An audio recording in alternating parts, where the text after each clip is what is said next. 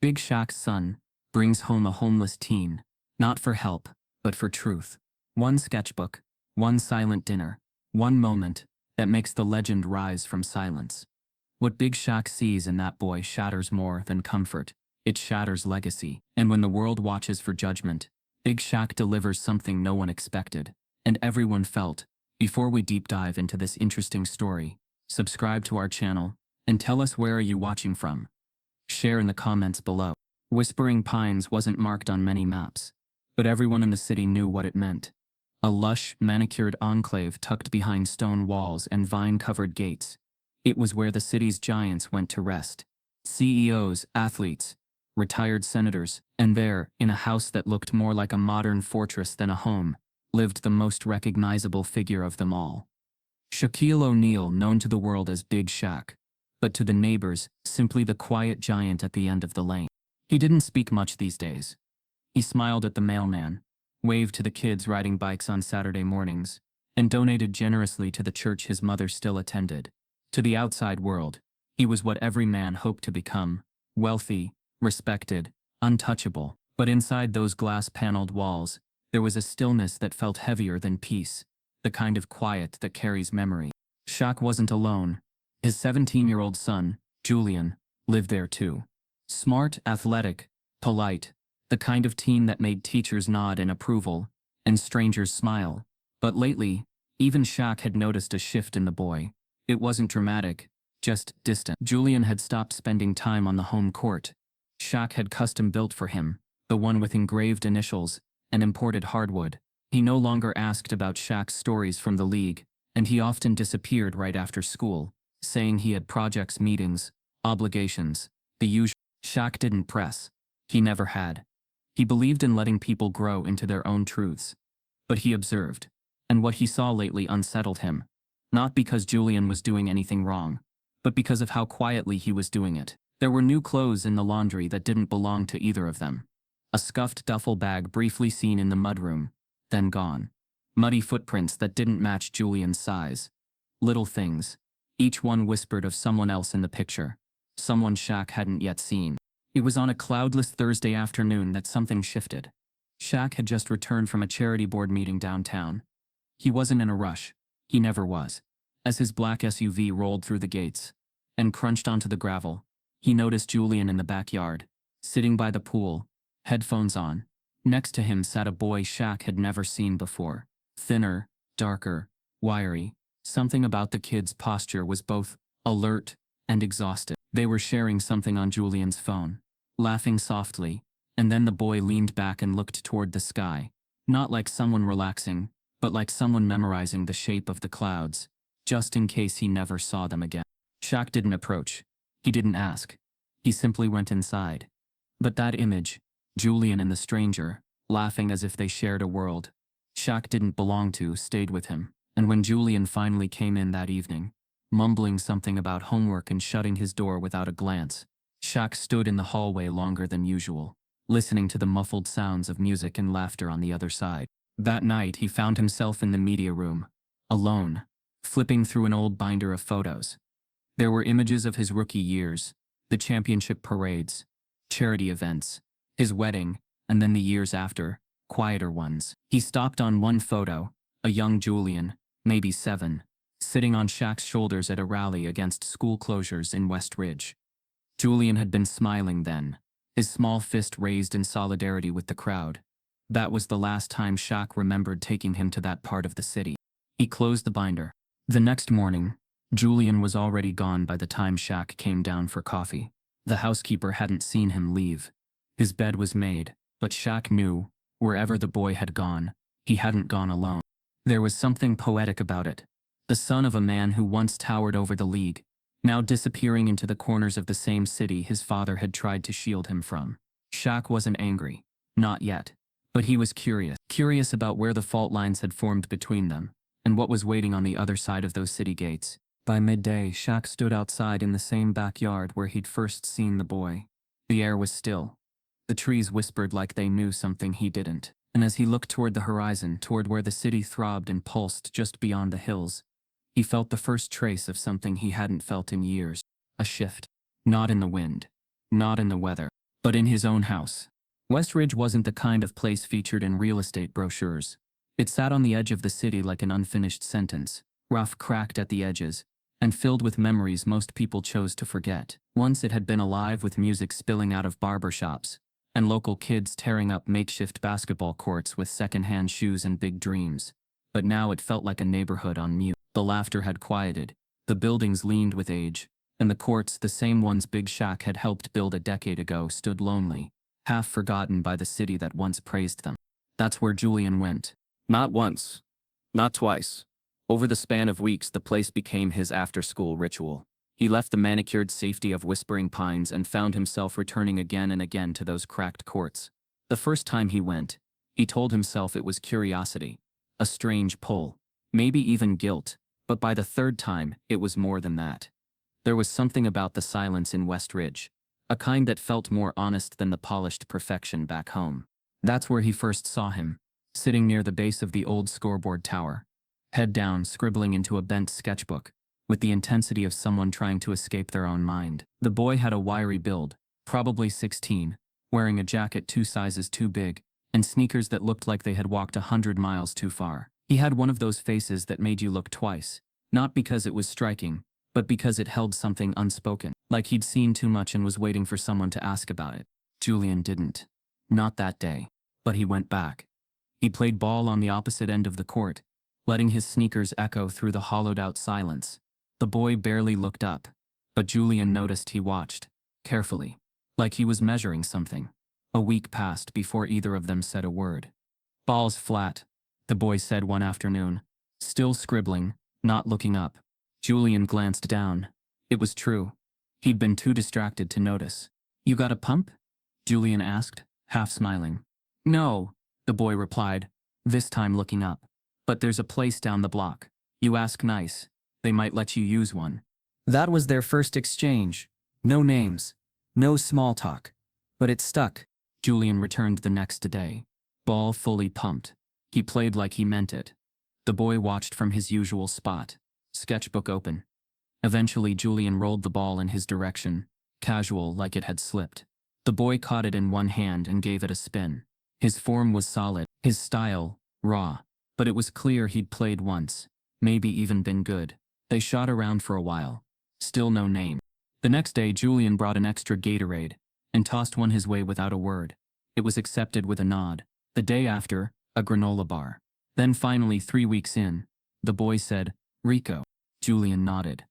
Julian. From then on, things changed. Rico was quiet, but not cold. His guard never dropped fully, but Julian could feel the edges softening. He learned that Rico had no home, at least not now. He'd aged out of a foster home 6 months ago, and hadn't found placement since. He floated between shelters and alleys, but mostly he kept to the courts.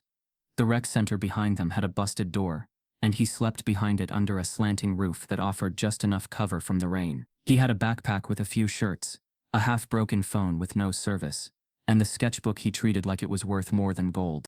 Julian never asked why Rico stayed in Westridge, but the answer was obvious. It was familiar. Even broken things need a place to belong. Rico wasn't dangerous. He wasn't on anything. He didn't talk like a hustler or act like someone looking for trouble. If anything, he tried too hard to be invisible. But he had this sharpness about him. Like every second, he was calculating how long he could stay before someone made him leave. One afternoon, rain clouds hung low over the court. Rico sat under the busted tower, flipping through pages of his sketchbook. Julian noticed the drawings weren't random. They told a story. A masked figure, tall, broad, faceless, stood between crowds and chaos, not fighting, but holding space, blocking hatred, protecting silence. The figure didn't speak, just listened. Rico had titled him Iron Voice. "Why Iron Voice?" Julian asked. "Because silence is louder when someone powerful chooses it," Rico answered. Julian didn't respond. He just sat down beside him. That was the first time they sat without playing. Julian started bringing him things. Subtly. A hoodie he forgot in his car. A phone charger. Food he packed too much of. Rico never asked, and Julian never acknowledged it out loud. They had an unspoken rhythm. Then one Thursday, the sun sharp above, Rico stood with hesitation in his shoulders. You sure about this? He asked. Julian nodded. Come by. Just for a little while. No one's gonna say anything. Your place? That rich guy neighborhood? Julian smirked. Yeah, whispering pines. Place looks like a movie set. Come be an extra. Rico hesitated. What if your dad sees me? Julian looked him dead in the eye. Then he sees you. They went through the back road, entered the property quietly. Julian led him through the side gate, past the trimmed hedges and manicured stone path. The house loomed tall and glassy, almost surreal in its quiet luxury. Rico froze for a second, the sheer size of it swallowing him whole. Julian just motioned him in. They stayed in the kitchen. Rico sat awkwardly, barely touching the sandwich. Julian offered him. His eyes darted around, unsure if this was all a joke, if someone would walk in and tell him to leave. But no one did. Julian's father wasn't home yet, but the footprints, the signs were beginning to collect. And though Rico didn't know it, the quiet giant who owned the house was already starting to feel the subtle tremors that would soon shatter the stillness of whispering pines. The afternoon light slipped through the oversized windows of the O'Neill house in thin golden slants, stretching across the marble floor like fingers. Everything inside was still untouched, preserved in that curated silence that only great wealth could afford. But something felt different, not in the furniture, not in the air, but in the sound. There was sound, laughter, light, honest and unfamiliar. Shaq stepped inside, keys still in hand, pausing at the edge of the foyer. A pair of beat-up sneakers sat by the hallway. One lace frayed, the soles coming apart. Next to them, a weathered canvas backpack slouched against the wall, its zipper half broken, and the fabric stained with something dark, like dried paint or forgotten ink. It didn't belong here, nothing like it ever had. He heard movement in the kitchen. Footsteps, hushed voices, and then laughter again, the kind that bubbles up from a place untouched by judgment. He moved forward, slow and silent, stopping just short of the kitchen entrance. He didn't announce himself. From where he stood, partially obscured by the archway, he could see Julian leaning against the counter, casually eating cereal straight from the box, tossing pieces across the island, like free throws. Across from him, perched on a stool with cautious ease, sat a boy Shaq didn't recognize. Rico. His clothes hung loose on him, and his shoulders curled inward like someone used to shrinking to fit into places. But his eyes were alive, focused, unafraid, even in a house that felt like it belonged to a different world. Julian threw another cereal piece. Rico caught it between his teeth and grinned. A burst of laughter erupted between them, echoing through the glass and marble like it didn't care where it landed. Shaq stood still, observing, measuring the moment. He didn't enter the room, didn't clear his throat. He turned quietly and walked back toward the staircase, each step heavier than the last. Upstairs, he didn't head to his office. He walked straight into his bedroom, sat on the edge of the bed, and picked up his phone. Lucille answered on the third ring. Her voice was warm, familiar and immediate, the kind of voice that always knew more than you told it. I saw him, Shaq said after a pause. Julian brought someone here. Lucille didn't respond at first. Then softly, someone from the courts? Yeah, same kid I've seen hanging around the edge of things. He's in my kitchen now, laughing like he belongs. Lucille exhaled, then said nothing. She knew when to wait. Shaq rubbed his palm over his bald head, sighed. He's a good kid, I think. But he's rough. He carries it in his eyes. You worried about the boy? She asked. I don't know, Shaq replied. I'm not worried about him. I'm worried about what this means, about what Julian's looking for out there that he's not finding in here. Lucille didn't answer immediately. When she did, her voice had shifted, gentle but firm. You raised Julian to see people. Not just success, not just comfort. People. Maybe that's exactly what he's doing. Shaq stayed silent, eyes locked on a framed photo across the room. A younger Julian on his shoulders, both of them grinning at a rally, the city skyline rising behind them. What do you do, he asked finally, when your child brings home a reflection of the world you tried to protect him from? Lucille's reply came without hesitation. You sit with the reflection, and then you ask yourself why it scares you more than it should. After they hung up, Shaq stayed in the room for a long time, unmoving. He wasn't angry. That wasn't it. It was something else, something old. A tension he hadn't named in years. The idea that despite everything he'd built, the fame, the fortune, the fences, The world he thought he had left behind had followed him home. Or maybe more truthfully, he'd never fully left it. That evening, he didn't bring it up to Julian. He didn't mention the sneakers or the backpack. But he noticed everything. How Rico moved through the house like a visitor in a museum. How he never touched anything he wasn't offered. How he thanked the housekeeper twice for a glass of water. How he disappeared quietly out the side door before dinner, like someone who knew not to overstay. Shaq ate alone that night. Julian was upstairs. The house was quiet again. But the silence felt different. Not peaceful. Not cold. Just loaded. The next few days, Shaq watched. Rico started showing up more regularly. Always after school. Never staying long. But his presence began leaving small ripples through the fabric of the household. The housekeeper mentioned the extra dishes. Lucille, during her weekend visit, spotted the worn backpack and raised an eyebrow, but said nothing. Shaq's trainer, during a morning session, asked casually if Julian had a new friend. Wordless signs, quiet questions. Still, Shaq said nothing. Until one night around midnight, when he heard movement outside his office, he opened the door to see Julian heading toward the back porch, hoodie on, a blanket in his hand. He followed. Through the window he saw Rico curled up on a patio bench, fast asleep, his sketchbook open on his chest. Julian gently placed the blanket over him, careful not to wake him, then sat on the steps beside him, arms resting on his knees, staring out into the night. Shaq didn't interrupt. He watched. That's when he realized. Julian wasn't trying to save Rico. He wasn't trying to prove a point. He was just trying to understand a world he'd never been allowed to touch, and Rico, in all his rough edges, was the only one who made that world real. The next morning, Shaq walked into the kitchen to find Julian making pancakes. Badly. Batter on the counter, syrup bottle open, a mess everywhere. Rico sat at the island, quietly drawing something in his sketchbook. Shaq didn't say anything at first. He walked past them, poured his coffee, and leaned against the counter. Julian glanced up. "Morning." "Morning," Shaq replied, voice even. Then to Rico, "You eat pancakes?" Rico looked up, surprised. "Yeah." Shaq nodded. "Then let's hope these aren't as bad as they look." Rico laughed softly, and Julian grinned. That was all. Shaq didn't question him. Didn't interrogate him. He simply allowed him to stay. Not because he had decided to open his home, but because something told him the boy was already there. Not in the physical space, but in the heart of something much larger. A truth Shaq hadn't faced in years. That afternoon, Shaq went back into his study and opened an old drawer he hadn't touched in a decade. Inside were letters. Old ones. Hate mail.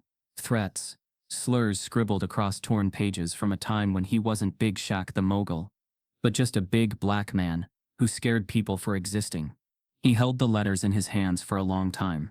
Then he fed them, one by one, into the fireplace. Not out of denial, but to make room, because something had arrived in his home, uninvited, unexpected, and maybe, just maybe, it belonged there. Shaq had always believed that silence could say more than words ever could. It was something he had learned over time, not on the court, where volume equaled power, but in life where stillness was often mistaken for indifference. But in the quiet corners of his house, in the presence of a boy who barely spoke, and a son who was learning how to see the world beyond its luxuries, silence had begun to stretch into something else. Observation. He didn't confront Julian. There were no stern talks, no father-son ultimatums. Instead, Shaq started watching, carefully, not with suspicion, but with the kind of curiosity reserved for things you don't fully understand yet. He paid attention to the details, the rhythm of Rico's footsteps when he walked through the hallway, the way he always sat on the edge of the furniture like he was preparing to leave, the way his eyes darted to exits without him realizing it. Rico was a presence without noise, and that alone made him stand out in a world that rewarded loudness. What caught Shaq off guard, though, was the sketchbook. It was lying open on the kitchen island, one evening, left behind by accident, or forgetfulness. Shaq wasn't sure, but it was there, and the pages drew him in, before logic could stop him. He didn't flip through it like a stranger. He treated it like a relic, something delicate, something sacred. What he saw inside made him sit down without realizing he had. Page after page, there it was. A figure rendered in deep charcoal and marker ink, always shadowed, always watching. A giant. The name printed neatly beneath the panels. Iron voice. No face. No dialogue bubbles. Just scenes. A school hallway where the giant stood between a girl and a group of jeering classmates. A courtroom where he blocked the door, arms spread, while people inside whispered behind locked lips. A dinner table, where a boy sat alone while shadows loomed behind him, until Iron Voice appeared at the edge of the panel, silent, unmoving, and somehow, enough. Shaq studied the lines, the shading, the story between the images. There was no violence in the panels, only presence, a refusal to disappear, the kind of quiet power that didn't shout, didn't strike, just stood, held space, made others notice. It wasn't just art, it was confession. Later that night, when the house had settled into its usual hush, Shaq retreated into his own space, a private study lined with trophies, awards and photographs that only told half his story. He reached into a drawer he hadn't opened in years. The lock stuck for a moment before giving way with a soft click. Inside, wrapped in an old envelope, was his own kind of sketchbook, not one filled with art, but with memory. He opened it slowly, the pages yellowed, the edges curling, newspaper clippings, letters, anonymous notes, hate mail, things he had saved, not out of sentiment, but out of a strange need to remind himself of where he came from. Racial slurs in shaky handwriting, ugly phrases clipped from magazines, threats mailed to stadiums. One had said, "Just because you smile doesn't mean you belong." He had forgotten how much those words used to sting. He had also forgotten how he used to collect them like evidence, not for court, but for clarity.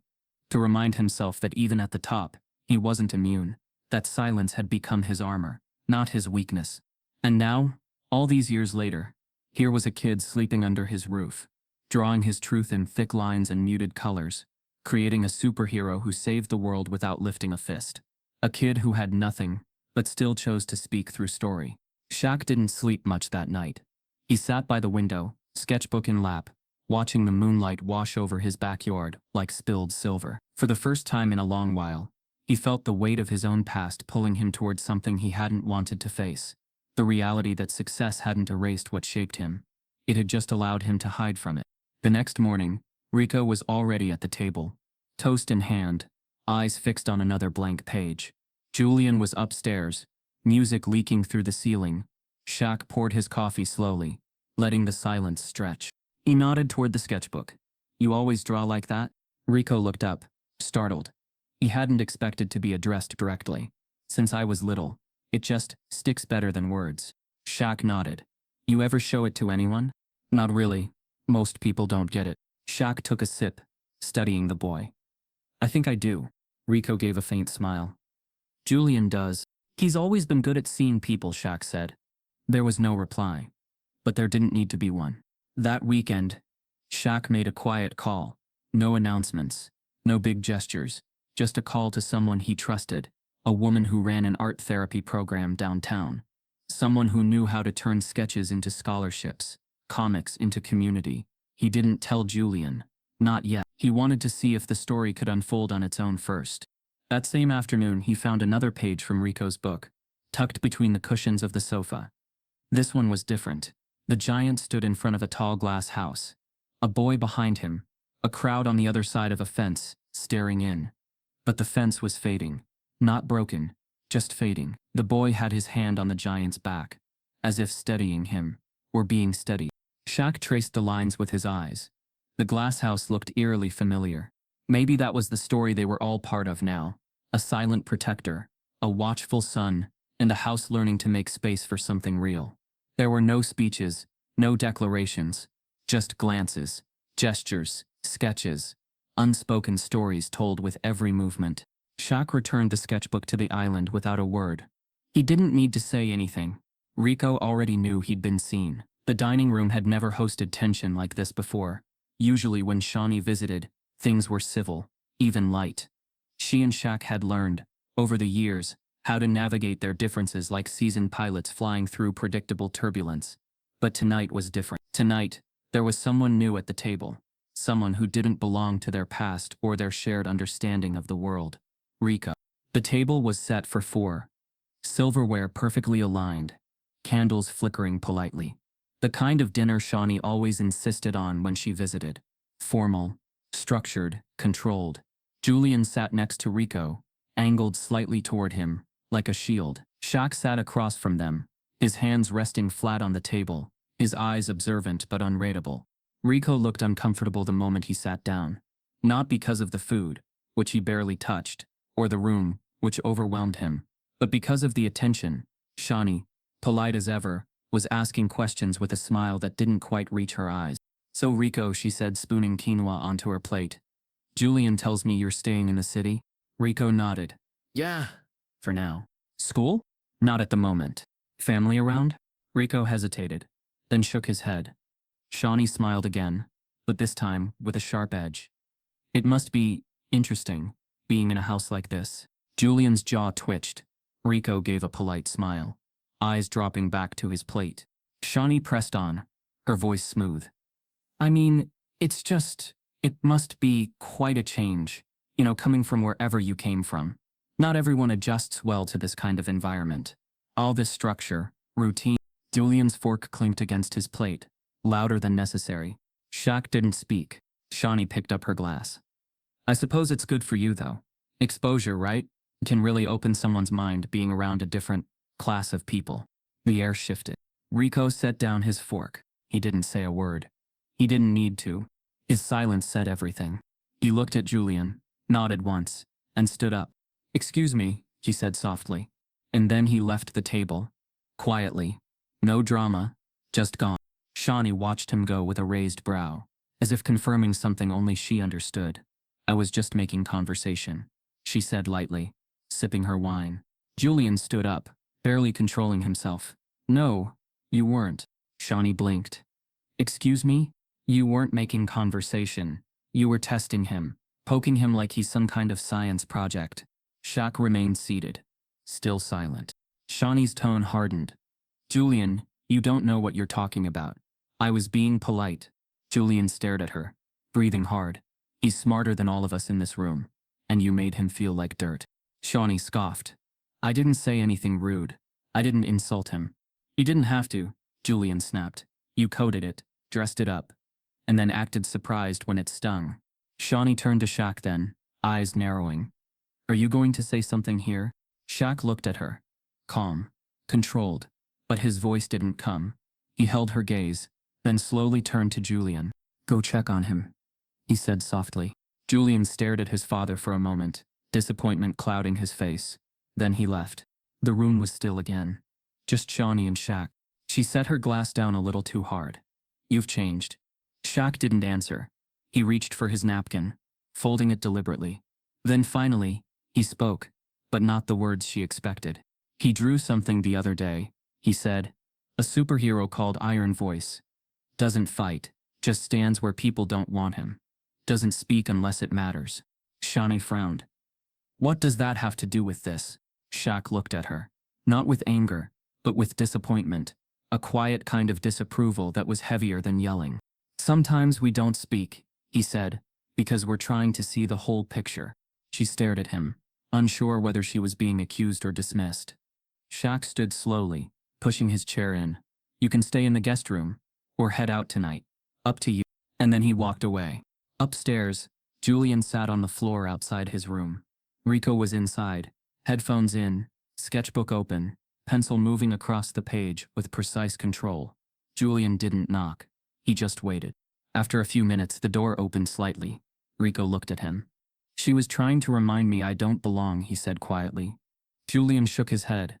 "She doesn't get to decide that." Rico nodded once. "I know." There was no apology needed, and no forgiveness asked for. Only understanding. Downstairs, the candles still flickered over untouched food. The house was quiet again, but the air hadn't recovered. Something had shifted, and everyone felt it. It was just after noon when Rico realized it was gone. The sketchbook, the one thing he never let out of his sight, wasn't where he left it. Not on the edge of the kitchen island, not in the hallway near his jacket, not under the cushion where he sometimes tucked it when visitors came. At first he thought he'd moved it without realizing. Memory can play tricks like that when you're always used to holding your world in your hands. But within 10 minutes he knew. It wasn't misplaced. It was missing. Julian found him in the foyer, pacing in slow, tight lines. Rico didn't raise his voice or freak out. He just kept checking and rechecking the same 3 places, eyes narrowing with each sweep. "What's going on?" Julian asked, already sensing the weight in the air. "My sketchbook's gone." Julian froze. "You Yeah, I never put it away. It was right here." Rico pointed to the bench by the door. "I remember." Julian looked around like he could will it into existence.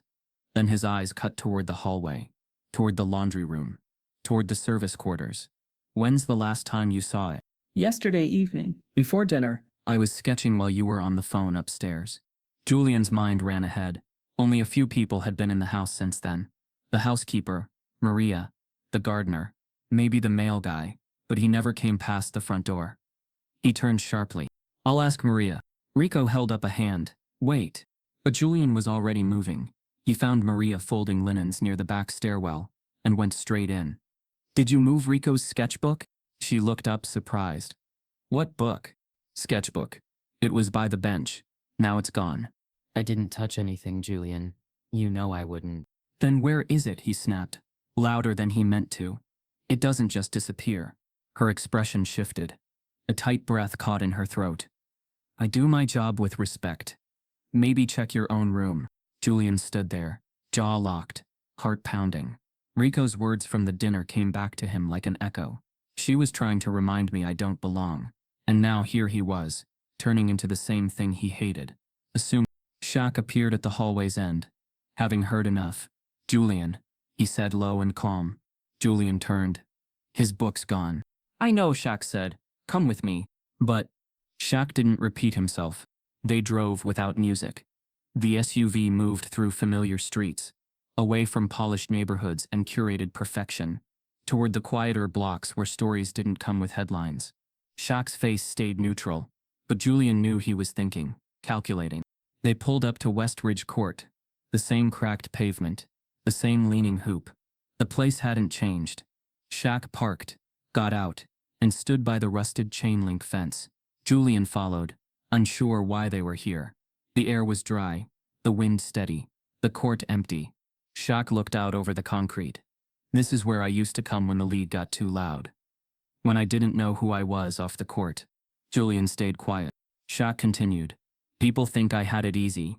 Big guy, $1 million smile, built for TV. But I wasn't always Big Shaq. Sometimes, I was just big. And black.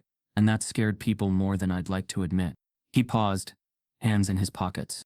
"One time, I got pulled over driving home from here. Rookie season. Fancy car, wrong neighborhood. Cop made me sit on the curb for an hour while he ran my plates 3 times. Said I fit the description. I hadn't done anything. But I didn't argue. I just sat there, because I knew what could happen if I didn't." Julian's throat tightened. "Why are you telling me this now?" "Because it's easy to look at people and decide where they fit. Even easier to make judgments when you're angry. You saw something missing, and your first instinct was blame.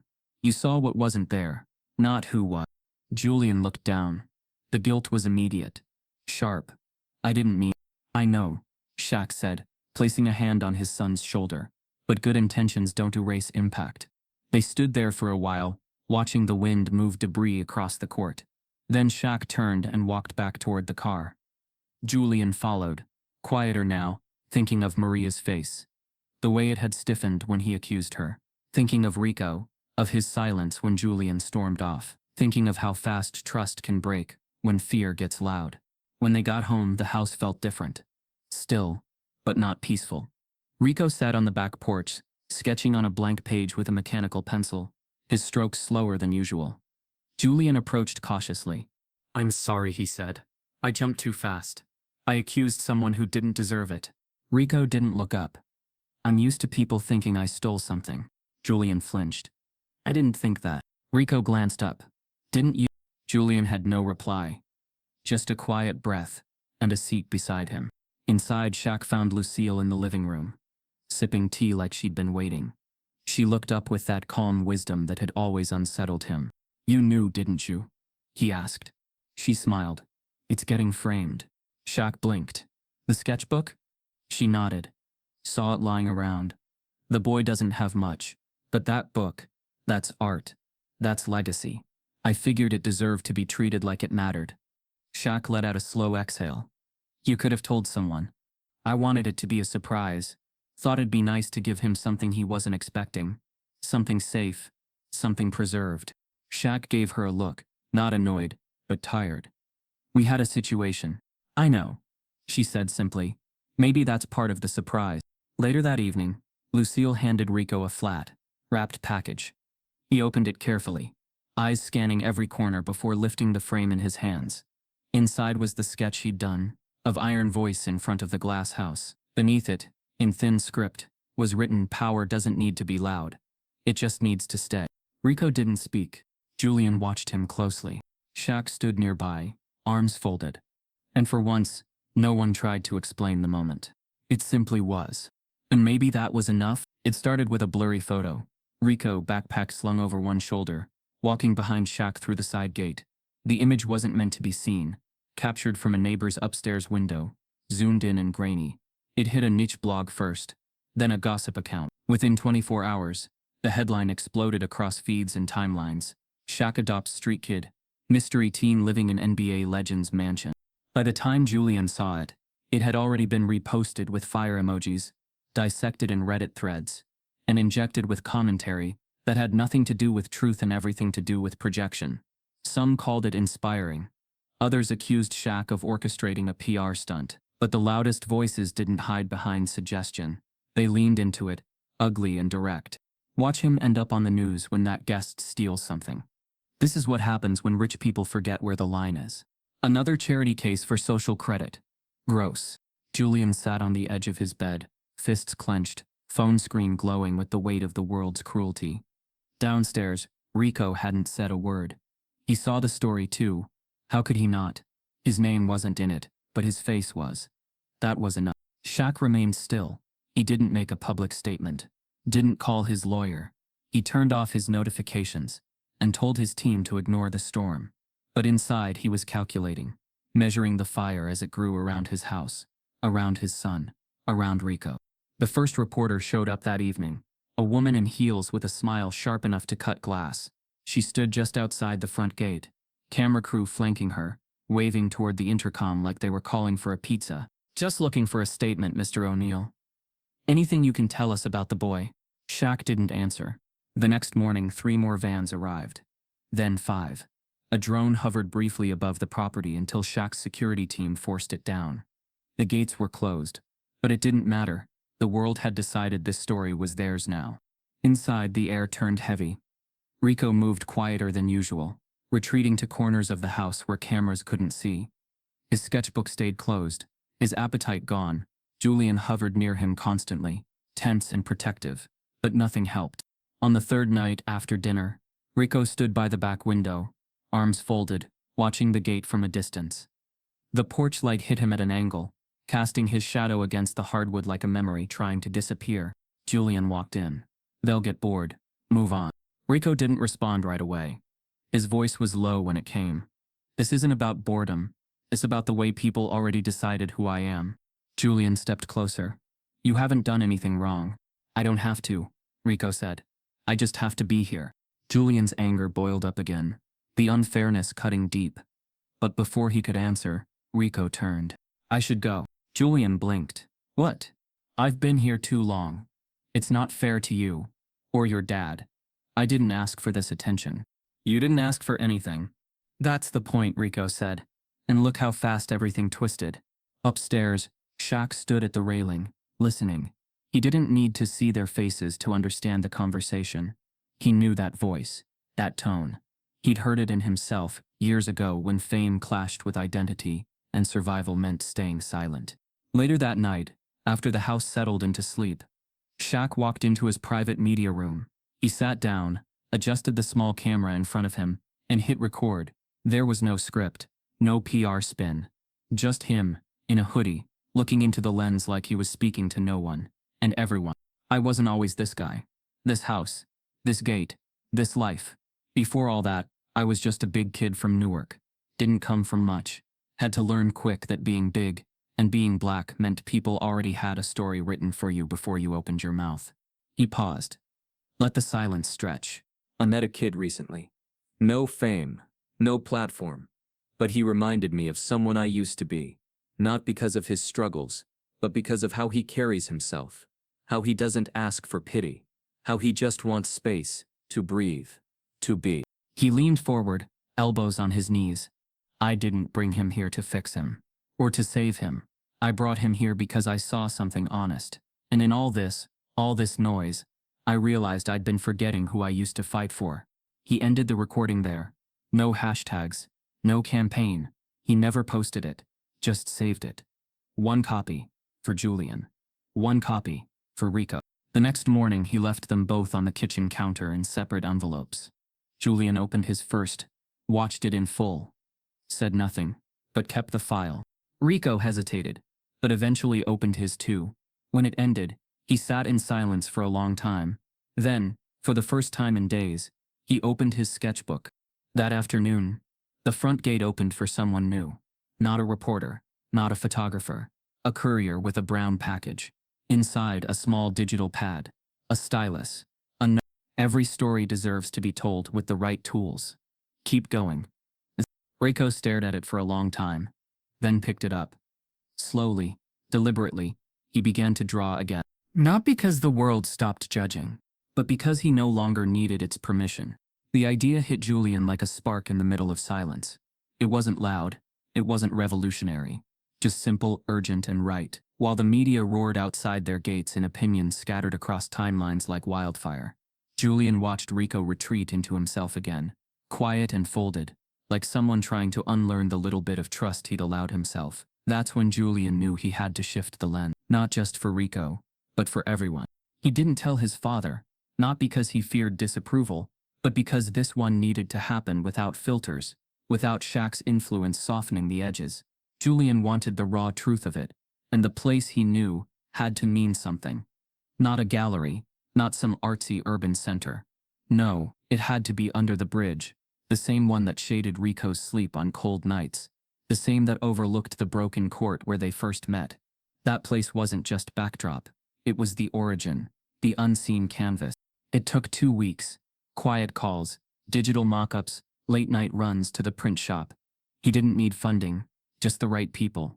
He reached out to an urban art collective, some local street culture journalists, a few micro-influencers who championed youth creativity and community stories. No brands, no banners, just a place, some lights, and the truth told in black ink and bold strokes. He printed Rico's sketches on massive canvases, every page scanned from the sketchbook and enlarged without retouching, raw edges, crooked folds, and pencil lines all intact. Iron voice loomed tall across the concrete underpass, projected through flood lamps wired to a borrowed generator. Panels bled into the stone like ghost murals. The courtroom scenes, the silence, the faceless giant shielding the invisible. It wasn't just art, it was testimony. The night of the pop-up, word had already spread in certain corners of the city. The kind that mattered. Locals came first. Then artists.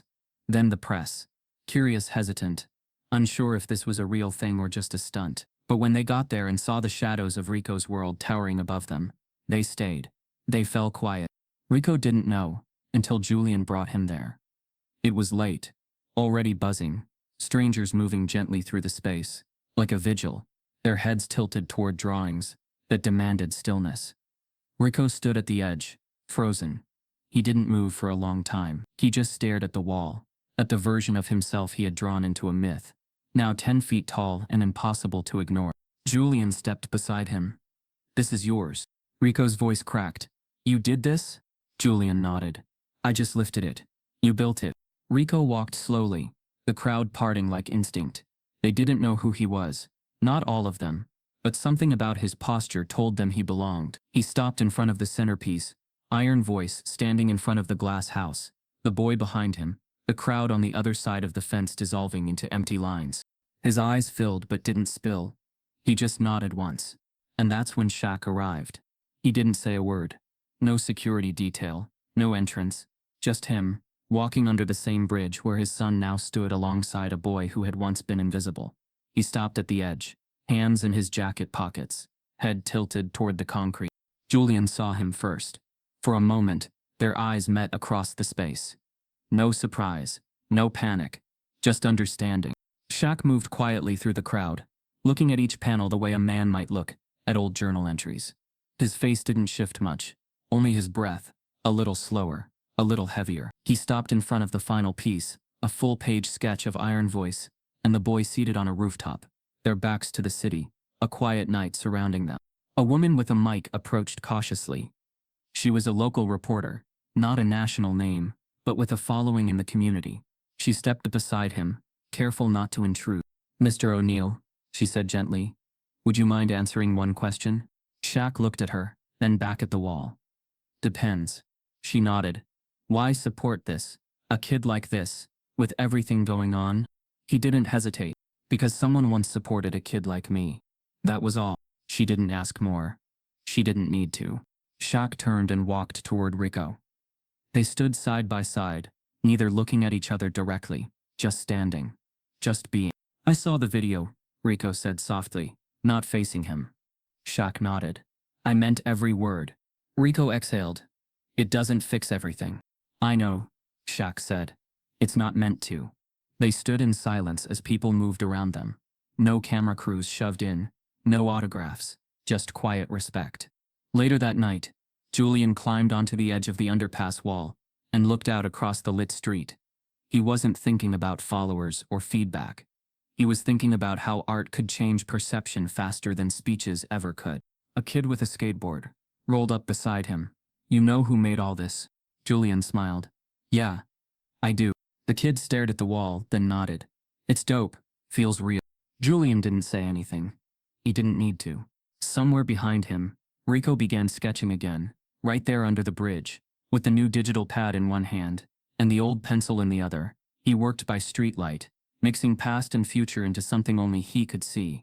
Not to be saved, not to be praised, just to be seen. The man arrived without an invitation, wearing a gray suit that looked like it had never seen sunlight.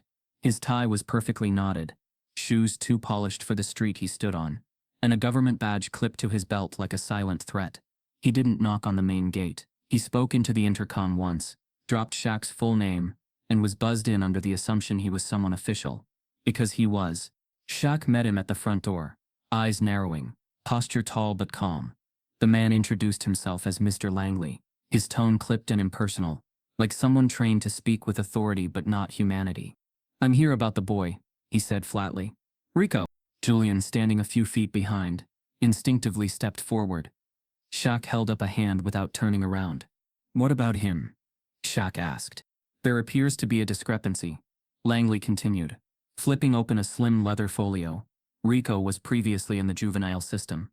Records suggest an unresolved probation clause tied to a truancy case in Eastview. Technically, his unsupervised relocation here could be interpreted as a violation." "Technically," Shaq repeated, the word landing like a cold coin on a marble floor. Langley didn't blink. "We'll need to take him in for questioning. There may be grounds for detainment.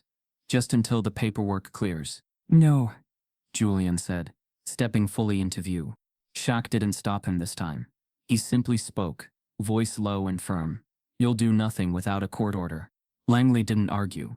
He only nodded. "This is your notice. I'll return." Then, as silently as he came, he left. The door closed behind him with a sound that echoed louder than it should have. Rico hadn't been in the room, but he felt it in the walls. He heard it in the silence that followed. When Julian explained, Rico didn't speak. He just sat on the edge of his bed, head down, fingers twitching nervously. It wasn't fear of prison, it was fear of disappearing again, of slipping through cracks that never seemed to close. "I didn't know," he said, barely audible. "I thought they dropped everything when I left that shelter." "They never drop anything," Shaq said, standing in the doorway. "They just wait for you to get comfortable, then knock again."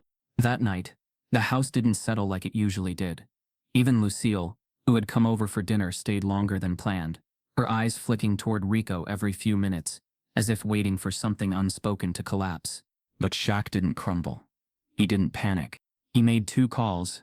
The first was to a lawyer, not one from his usual sports circle, but someone he'd quietly supported for years, a woman named Alicia Reed, who specialized in youth defense and systemic reform. The second call was to a judge, an old friend, now retired, who owed him a favor not for fame, but for silence kept long ago.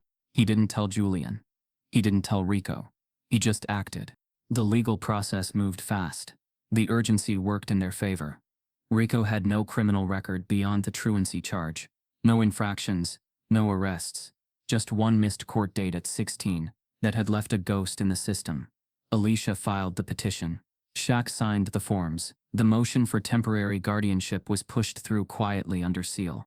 The court date was set for Tuesday morning. Julian found out when he overheard Alicia's name on Shaq's phone. "You're adopting him?" he asked, not accusing, just stunned. Shaq looked up from the kitchen counter.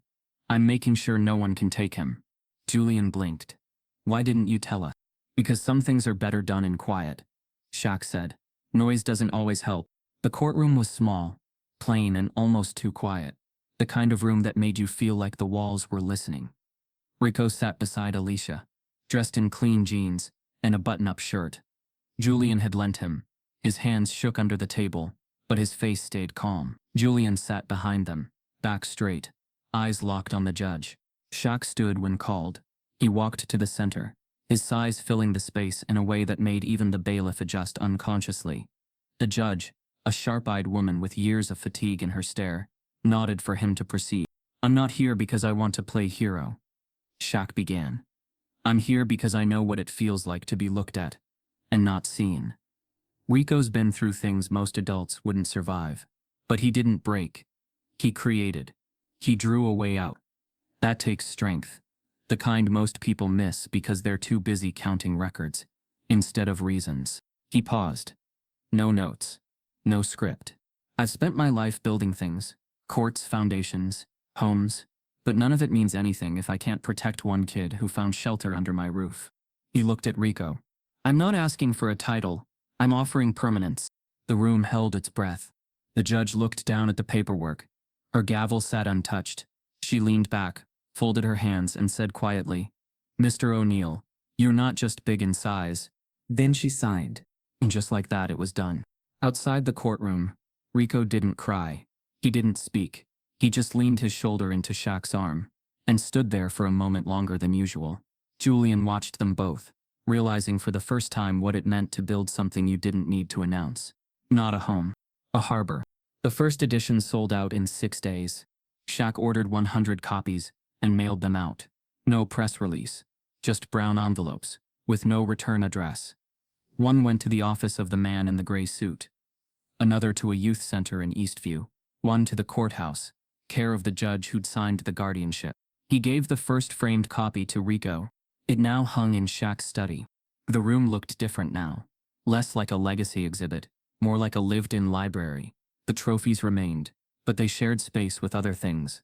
A print of Rico's sketch of the underpass gallery. A framed jersey with the words, "Thank you for listening," stitched where the nameplate used to be. And on the far wall above the shelf where Shaq kept letters from Julian's old report cards and childhood drawings, hung the full-page spread of Iron Voice, the rooftop scene flanked by one line of handwritten text beneath it. "Sometimes the loudest power is choosing to stay." Shaq sat in that study most evenings now. Sometimes with Rico sketching on the rug nearby. Sometimes alone. He didn't always read or work. Sometimes he just looked around, breathed, remembered. One night, not long after the second print run of Iron Voice had been released, Julian knocked lightly on the door. "You decent?" he asked, already halfway in. Shaq glanced up from the armchair. "Depends on your definition." Julian grinned and stepped in, holding something in his hand. A package. He tossed it onto the coffee table. "Publisher sent the final hardcover," he said. "Thought you'd want to see it." Shaq picked it up, thumbed through the weighty binding. The art was unchanged. Still raw, still shaded in that moody, deliberate Lun work Rico had never tried to pretty up. It was better that way. He paused on the dedication page. Just 2 words. "To silent." Julian dropped into the opposite chair, rubbing the back of his neck. "You think he knows what he did?" Shaq looked toward the hallway, where faint music echoed from Rico's room. "I think he knows exactly what he didn't do," Shaq said. "Didn't run, didn't fold, didn't pretend to be anything else." Julian nodded, then leaned forward, elbows on his knees. "I used to think staying quiet was weakness. Like if you weren't fighting, you were giving up." Shaq smiled softly. "Sometimes the fight is being the one who doesn't leave." They sat in comfortable quiet for a while. Then Julian asked, "You ever wish things went differently? That maybe it didn't get so loud?" Shaq exhaled. long and slow. No, he said, because now people see him. Not just you or me. Everyone. And when they see him, they see themselves a little clearer. That night, Rico came into the study, just before lights went out. He stood in the doorway, hands tucked in his hoodie pocket. "You guys always talk this heavy?" he asked. Shaq chuckled. "Only when we're being recorded." Rico smiled. "Cool if I hang in here a bit?" "Always." He sat cross-legged on the floor and pulled out a new page. A fresh canvas. His pencil moved in quiet strokes. Shaq watched as a figure emerged. Not Iron Voice this time, but something else. A smaller kid. Same city backdrop, but this time the giant stood behind him, hand resting on his shoulder. The crowd no longer blurred, just quieter. Shaq looked at the image, then at Rico. "You changing the story?" Rico shrugged. "Just adding to it." Shaq nodded. "That's how it works." The house didn't sleep much that night. Not in the restless way. In the full kind. Like a place holding more than furniture. Like a home carrying stories. And when the morning came, and the sun hit the framed print above the shelf just right, the final line in Rico's comic glowed against the glass like a whisper made of iron. Sometimes the loudest power is choosing to stay. What if the next Iron Voice is sleeping under a bridge in your city tonight, and all they need is to be seen? This isn't just a story, it's a mirror held up to the world we walk past. You don't need $1 million mansion to make space for someone, just a decision. Look closer, listen deeper, and when the moment comes, don't walk away. Because sometimes, the most powerful thing you can do is